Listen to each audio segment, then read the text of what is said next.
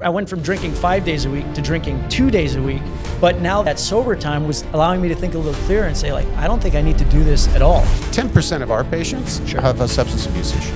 And it's so sad that so many people get addicted to these opioids when it kind of fell into their lap because of an injury. And the pain you're feeling is just multiplied because you didn't allow your body. Now imagine that's compounded every day, every week.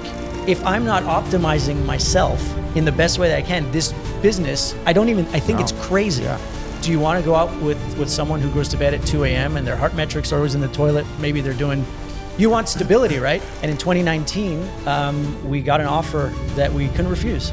To sell? To sell. Yeah.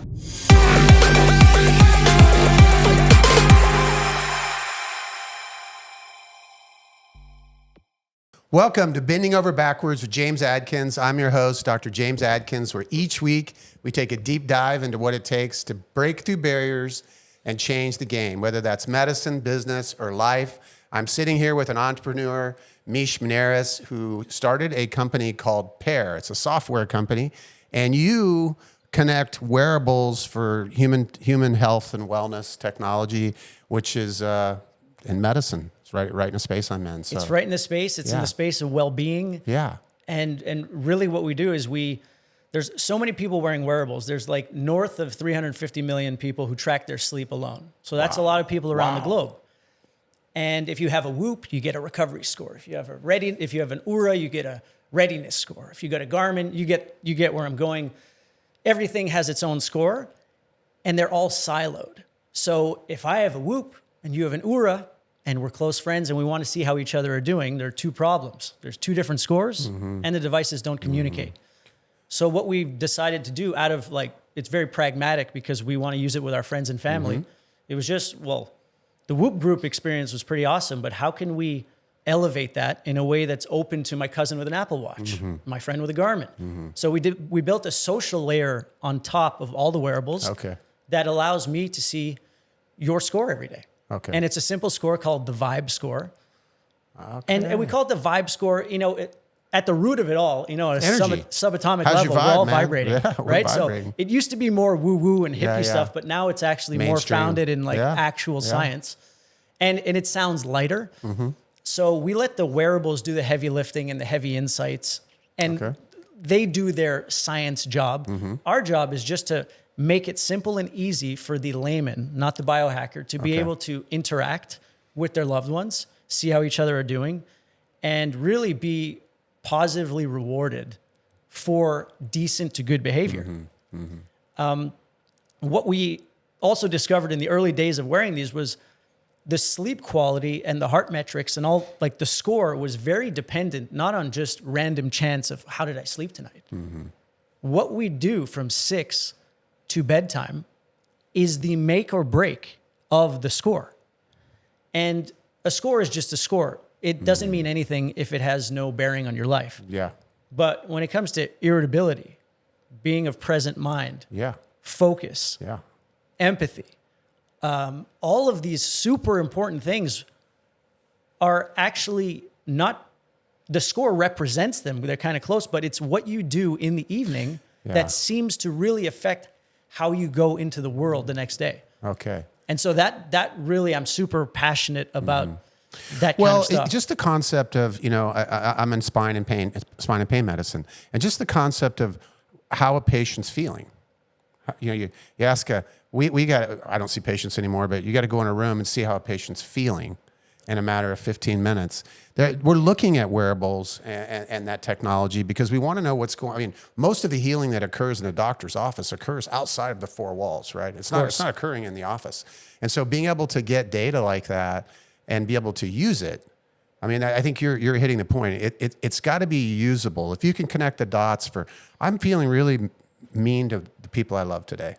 I'm in a bad way. And why am I in a bad way? Am I worried about this business issue? Am I worried about this? Oh no. So I didn't sleep very well last night, or I had, that's cool. If you can connect the dots. That's exactly the magic thing. It's the devices themselves and their respective apps do such a great job of diving deep and giving you a plethora of insane data. But if you can see that, your monkey mind is going a little crazy today. How actionable is it? It's got to be actionable. Exactly. So if you could see, you had a 62% today vibe score, and it leads you to, okay, that may explain why I'm feeling that. Oh, what did I do last night? Oh, I was scrolling on Instagram till 11 last night. Yeah. And so had 3 glasses of red wine. Yeah. yeah, and that will tank the heart metrics. Yeah. So another thing we did, and I'm not a scientist by any means. I'm Are you your a average techie? Are you a business guy or are you a techie? more business guy. Business guy. guy. Okay. Used to run a Operations. manufacturing company, garage Okay. door openers. Okay. So we can get into that and how that led into this. Okay. But for the most part, is how practical can the thing be? How usable to the layman? And so if you know that you drank a glass of wine, your score's bad. First of all, if you're with your friends, no one wants to have a bad score, No. right? So like preying on the ego in a positive way, where you don't want to show No up. and- competition, positive competition. Yeah. Exactly. Yeah. And the big thing we're seeing is that it's not, James, I see your score, it's 32% today. Probably not going to say anything. But every day that you were, above 80, above 90, you're going to get comments from your wife. Because you're seeing you're you seeing see the it, people and in I your can networks. comment on you, and I can say, "Great job! What'd you do last Okay, I night?" Or missed keep that it going. connection. You're on That's a pretty 3-day cool. streak. Yeah. And so we didn't even anticipate this, but the positive reinforcement component is Or you're in the gutter, bro. I need to come help you. yeah, Your life's- yeah. you Or look- like when my mom was moving and she was super stressed out, and we display the 30-day graph. Yeah. Okay. So we It's can see trends. the trend. And my mom was trending down into the yellows. So we don't do green, yellow, red. We do purple, which is above your average.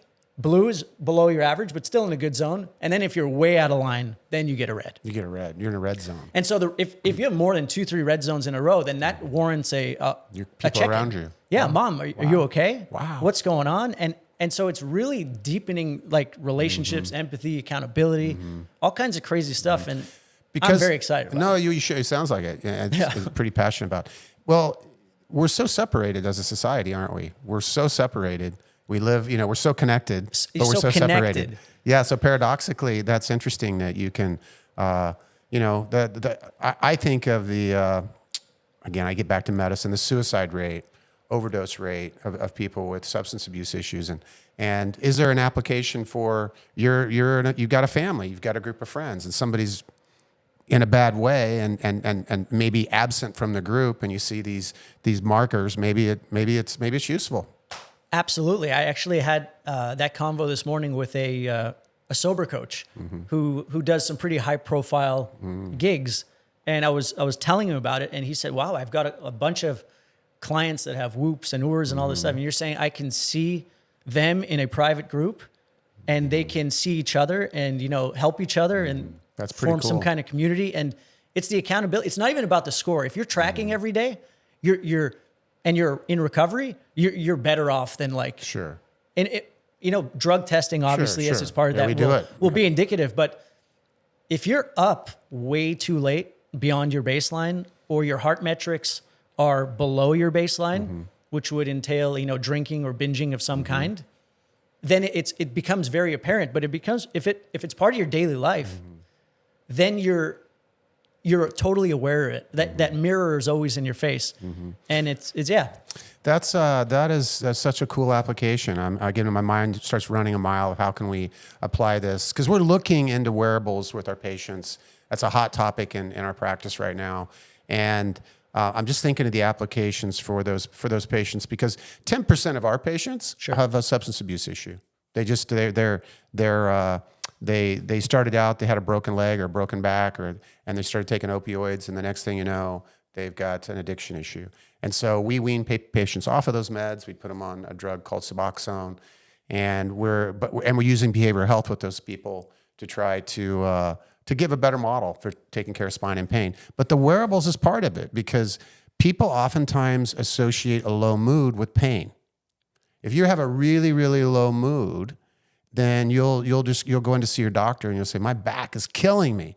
And maybe they do a procedure that you put a tack in the wall with a sledgehammer. Yeah. When it was just a really low depressed mood, and so the idea of being able to quantify and track those things and connect the dots between what I slept, how I slept, my heart rate, HRV, and temperature, heart, all those things, right? all You're that measuring stuff. All that stuff. That's And cool. It's so sad that so many people get addicted to these opioids when it kind of fell into their lap because of an injury. right? They didn't, you know, not some fault of their own. yeah, it wasn't Driving like down a the road, trauma. somebody hits you. Yeah. Hits you, you know.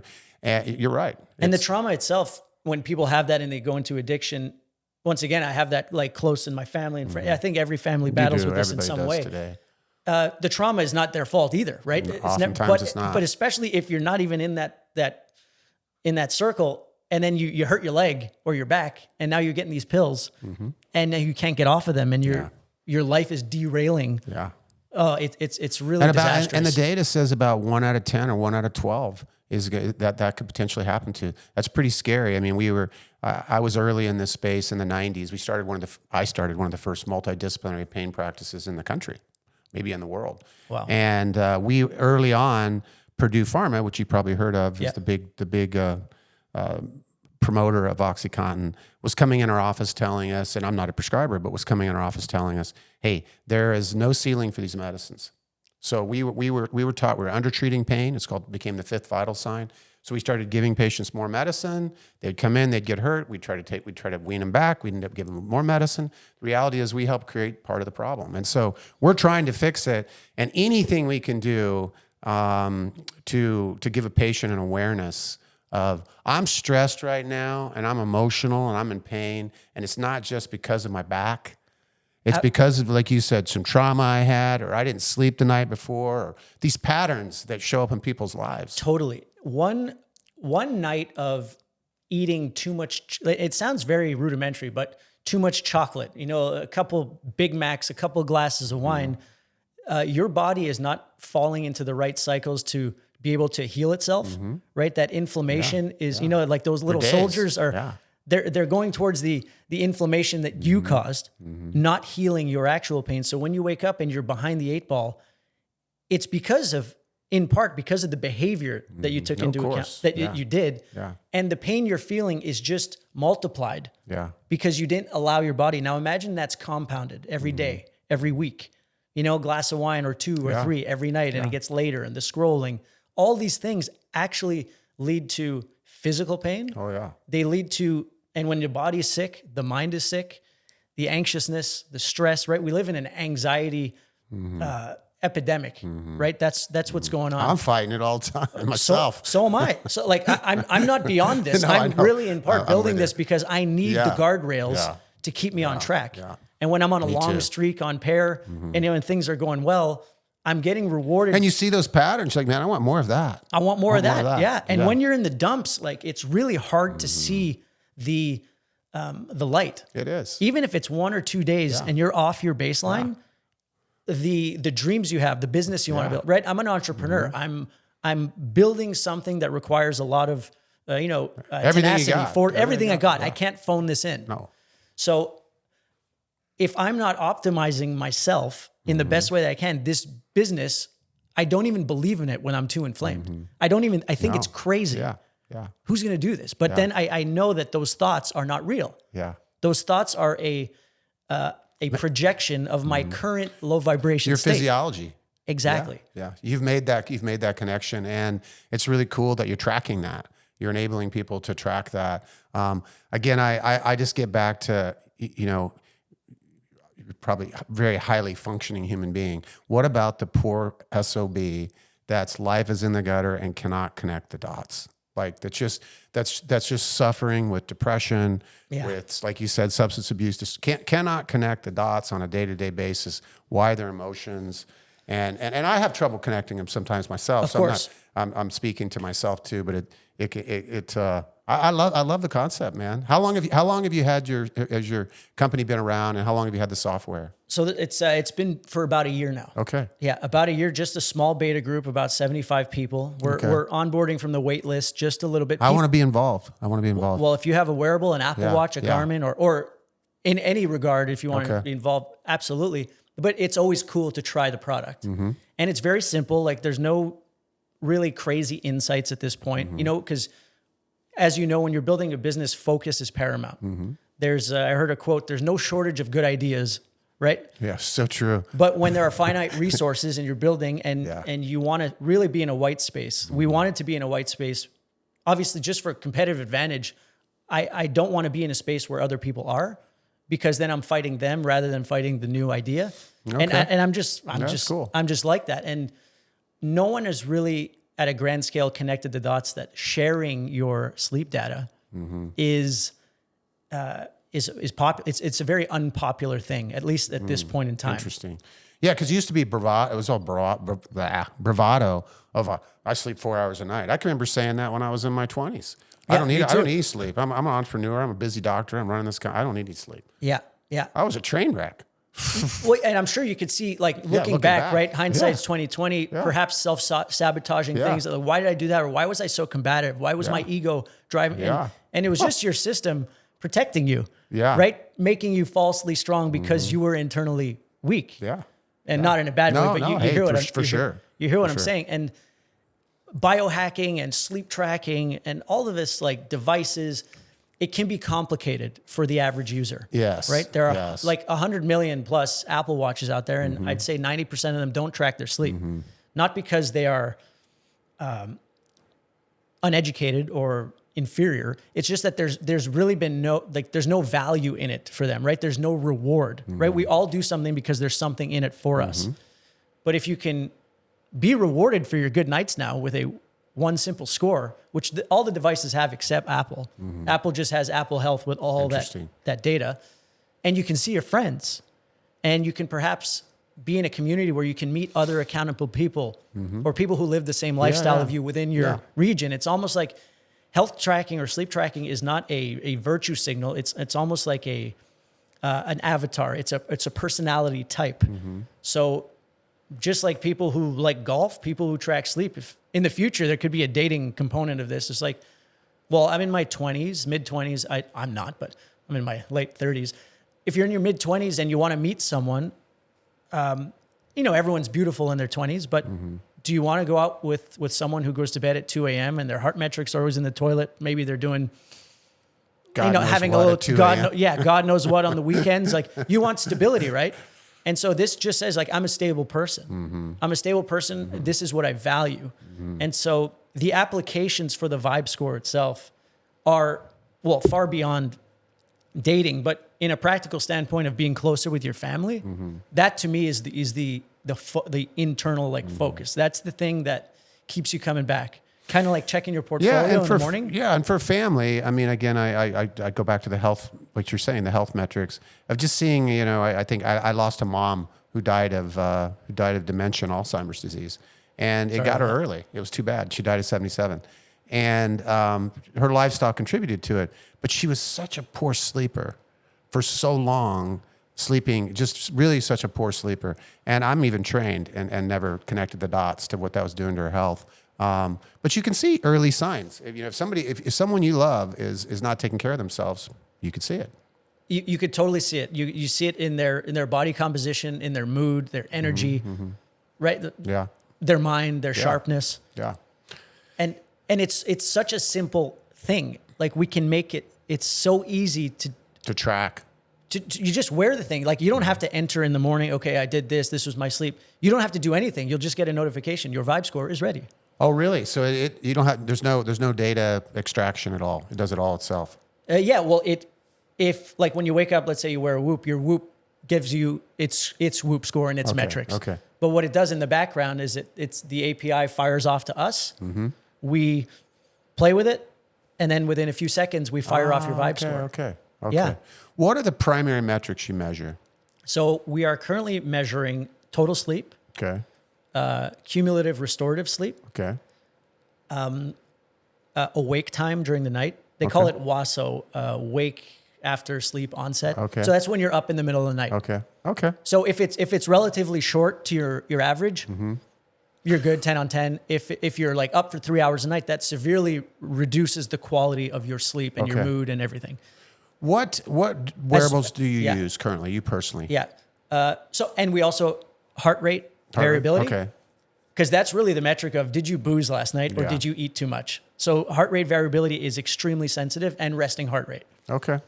And so wearables we currently have are Whoop, Oura, Apple Watch, Garmin, and Fitbit is coming. Okay. All right. So what's on the horizon for you guys? I mean, I know you're launching this company. It's exciting. Yeah, well, we're funding things ourselves right now, so we're taking a little bit of time just to build a nice case when we want to go for investing. So we don't want to just go to investors and say, hey, we have this idea. We want to show people this is how many people we have on our wait list. This is how many people are using the app. This is how many daily opens we have, which is monthly active opens used to be the gold standard. But What does that mean? I'm not. how many times did you open the app during the month? Okay. So that's how they used to measure it. But now, well, Instagram now is measuring hourly opens, but we're not trying to do that. Okay. Right? We don't want to create the new addictive thing. We want to build something that people use every day. Okay. And so we're building that case together. We're going to start raising money in the fall. All right. So that we can market this and we can really build a team around it. Okay. It's you and your brother primarily, correct? Yeah, me, my brother, we have a business development guy. Okay. We have a couple of people moonlighting who are working for free. All right. Who really believe in it. All users of the app. Okay. And we have a full-time developer out of Houston, Texas. All right. Very cool. So prior to this journey you're in now, what did you do? What were you? I opened doors. Open doors. So that's the sexy way of saying I was in the commercial and industrial garage door opener business. Okay. So we made the machines that open big doors. Okay. Yeah. And you said that somehow led into this a little bit. You at the beginning. Totally. So I was involved in that company because my dad and his father had started this. Okay. They had been in that industry since the 80s. And my dad he sold it in 95 and then started again in 99 after the non-compete. Man, just rinse, repeat, same old thing. He always, I can see now, he was my age when he started it again. So I can see the effort that it took. Like I have way more appreciation for his efforts, because starting something from scratch is very different than taking it from where it was. And my dad passed away in 2012. He was 52. That's young, man. Super young. He actually died in Arizona at our vacation home. Man, I'm sorry to hear that. He had a brain aneurysm. And they say a brain aneurysm is just like kind of random bad luck, but his lifestyle was absolutely not conducive to health. Conducive to health whatsoever. The business model of our company was like, we were 4% market share of the industry. We're a small player, and our value add was that you know who you're talking to. Like when you call, we answer, right? You don't go through the machine of LiftMaster and the big box. Sure. So as simple as that is, it took me many years to appreciate that the value of just answering the phone and the same guy is going to answer in that extension. But because we were so small, we didn't have the economies of scale to truly have a competitive product. So we had to sell our product 5% cheaper than our competitor just to get in the door, paying much higher. So our margins were way lower than the big guys. And the secret sauce was wining and dining, traveling all over the place to meet the door companies, constantly marketing and wining and dining. Yeah, that was our marketing. It was. And that's not necessarily healthy. It was B2B, and it was like wine, scotch, strip clubs, all that kind of really old school business, because you couldn't provide. There was no. That's why I'm obsessed with white space, because if you go into a highly competitive space, you have to sell yourself.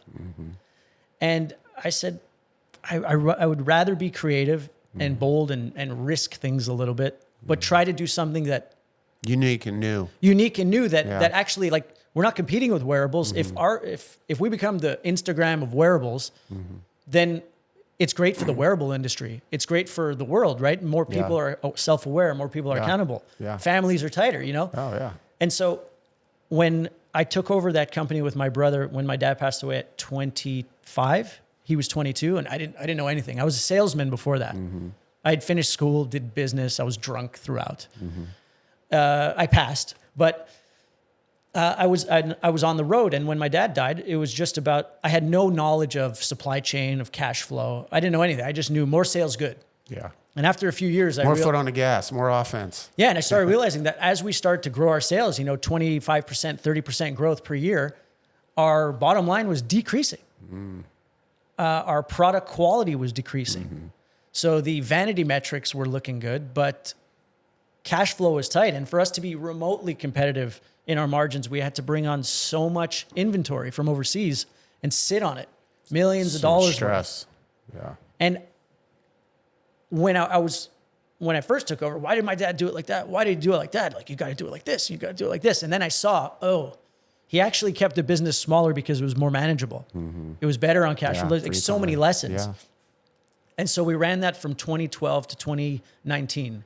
And in 2019, we got an offer that we couldn't refuse. To sell. Yeah. And it was at the time around 2016, I realized that sales was not the avenue. We had to work internally. And it's funny, that metaphor for life, like, you work on the outside or do you work on the inside? And so inventory management, live inventory. It's an inside job, isn't it? It's an inside job. And as we started to do that, I started to stop going on the road. And I started feeling better. And I started thinking, maybe I shouldn't be, even if I went from drinking 5 days a week to drinking 2 days a week. But now that sober time was allowing me to think a little clearer and say, like, I don't think I need to do this at all. And so one day I just said, that's it. That's it. I'm Good over. for The you, boys man. called me because I would host, right? I was the ringleader. And they say, "Yo, what How long time?" ago was that? 10 years ago. Wow. Yeah. It's 10 years sober. Yeah. Well, Good for you, man. Yeah. Thanks Good for very you. much. Good And for it's you. not like sober. It's like I'll have a beer once in a while. I have like 5 beers a year, maybe.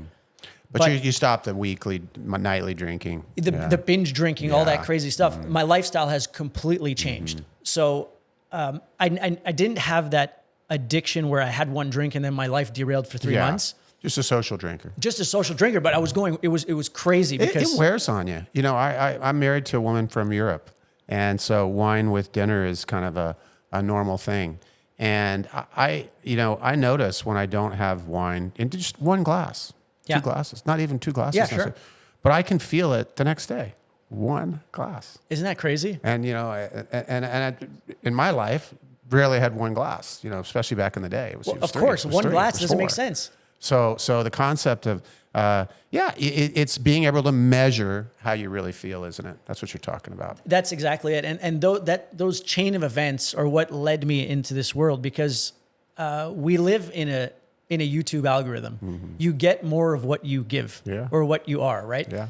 And so when I was partying, I was getting more of that. When I was slowing down, I was getting more of that. And I started, instead of being hungover, I was watching YouTube and I was learning about macros because then it was still ego. I was like, okay, I want to get ripped now.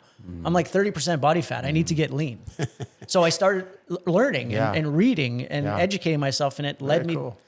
A few years later, a friend introduced me to the Whoop. And I said, what is this thing? He said, it tracks your sleep. And it says it tracks your HRV. I said, well, what the hell is HRV? And he said, it kind of measures your stress. And that was it. Because when he said stress, I knew even at that time, I said, stress is inversely related to vibe. The higher you stress, the lower you vibe. So true. The lower you stress, the higher you vibe. So true. And so that was the seed that planted. I always wanted to create this vibe score. And then that just happened to be the vehicle. Like in the future, we'll just be a vibe company, wearable. We don't need a wearable. But right now, this is the closest thing to that inference of vibration. I love it. It's great stuff, man. And so that's what let us in there. And it really, my mood swings really subsided once I started associating my score to my behavior in the night before. And I'm like I'm nicer to my mom. I'm less snappy, same with my brother, same with like self-sabotaging things. Cause even if you're sober, it doesn't mean like you've solved you still it. be stressed out. You're still running a company. You still have a day-to-day stuff that happens, right? And running a Constantly. company. I mean, if you're an entrepreneur, you're going to get, my moods are like this during the, you're going to have all kinds of problems, right? I mean, that's what happens. But you're correct. If you drank the night before, you're not as good. You don't feel it. You just don't. And being able to measure and track that, and then associate real time the behavior with the mood. That's really cool stuff. In the easiest way possible. Like the devices themselves, not taking anything away, they do a great job. But there's a serious barrier, I think, for the mainstream because it's What does the data mean? Yeah, it's got to mean something. Yeah, there's so much. Yeah, sure, they have their scores. Every device has a sleep score, and it has a device specific score. We just said, let's just put both together. Very cool. One score to rule them all. And if and when we're successful, and success to us is getting like mass adoption, because that's the idea. How can we integrate this? Then we will have accomplished a ripple effect in the it sounds cheesy, but in the consciousness, right? Yeah. If 1% of people are a little more empathetic, a little more self-aware. It matters, man.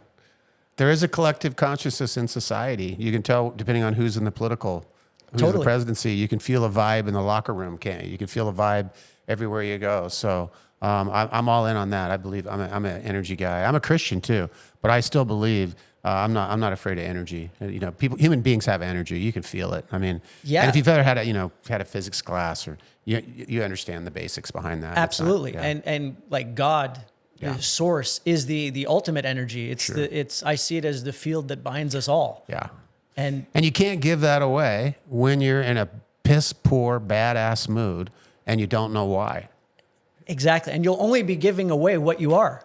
So you're almost like a small nuclear facility that's leaking around your environment. And I've been that nuclear toxic place. Talk to my staff or my family. They'll probably tell you. Yeah, of course. Go with this. Go exercise. You're a nicer fellow when you exercise. That's for sure. And that's an incredible part of it, is that exercise improves your resting heart rate. It improves your HRV, right? It's a short-term stress for a greater reward. And so there is good stress. One of our buddies in the app sits at his desk. He's a genius, and he just sits at his desk all day long.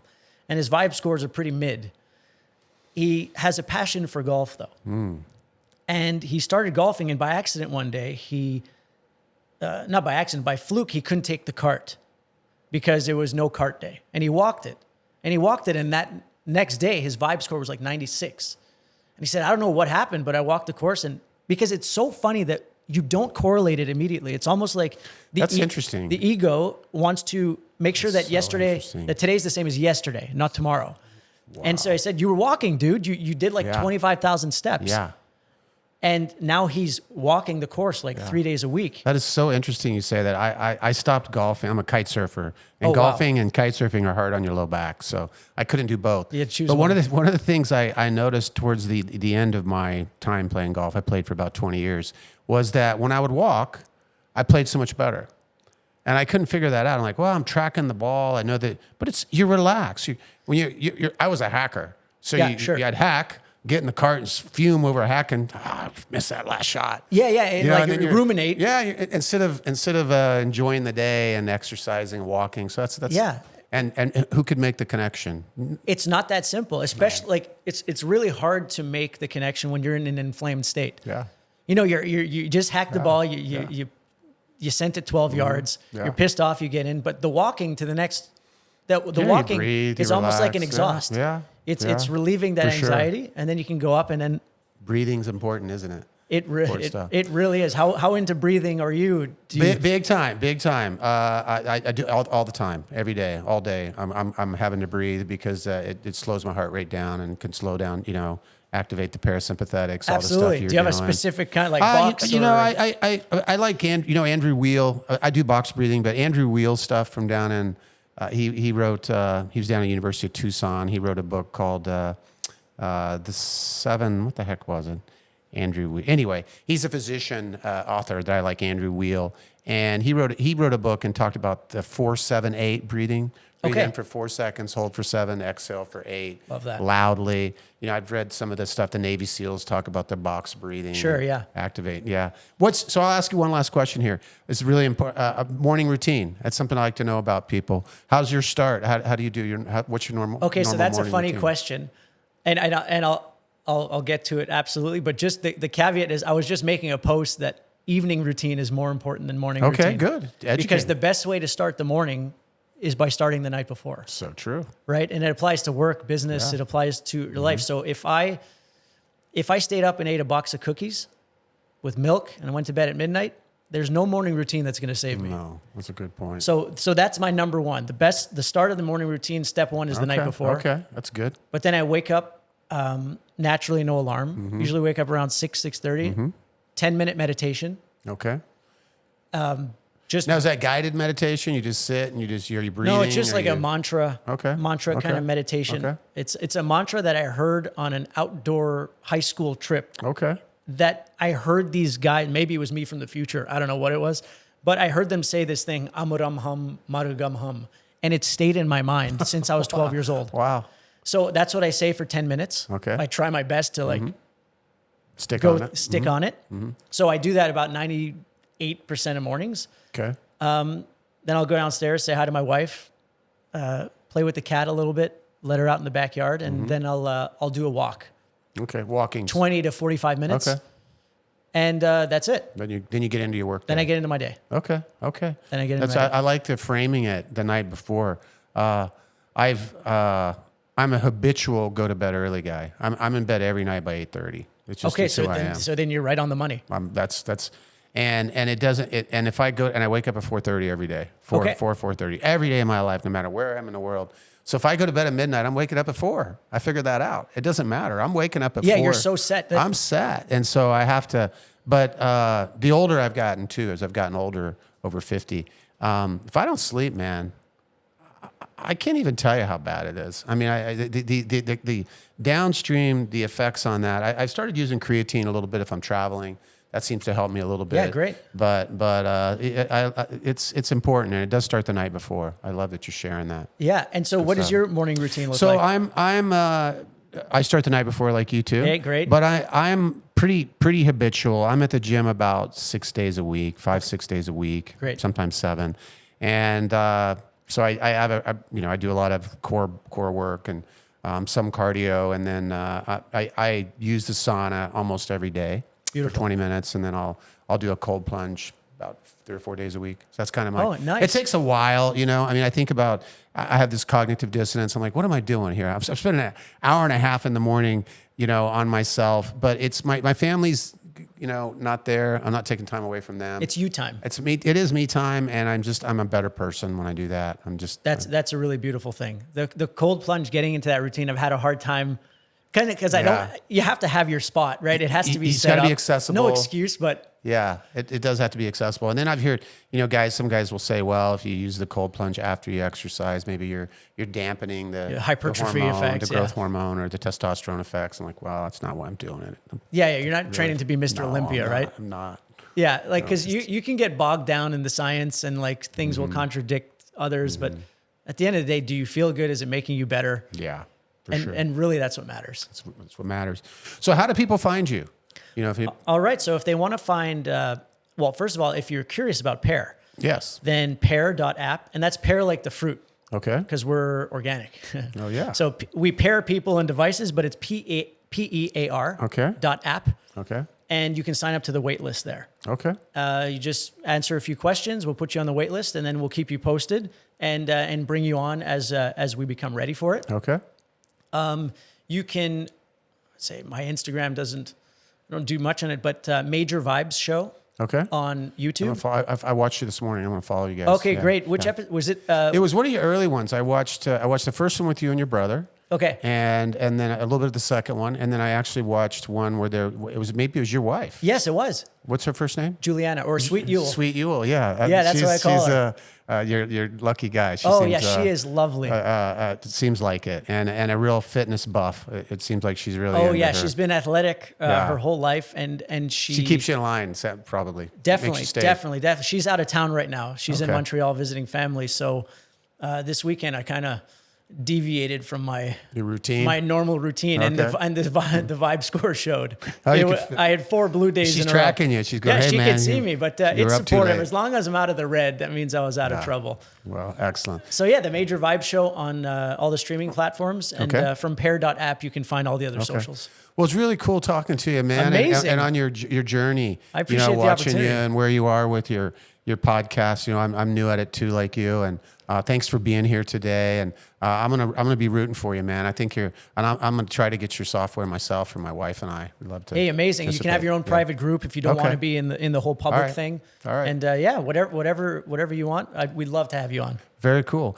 I hope today's episode helps you stand taller in your own shoes and you learn something about health. Thank you. Thanks. Amazing. Hey, that was awesome.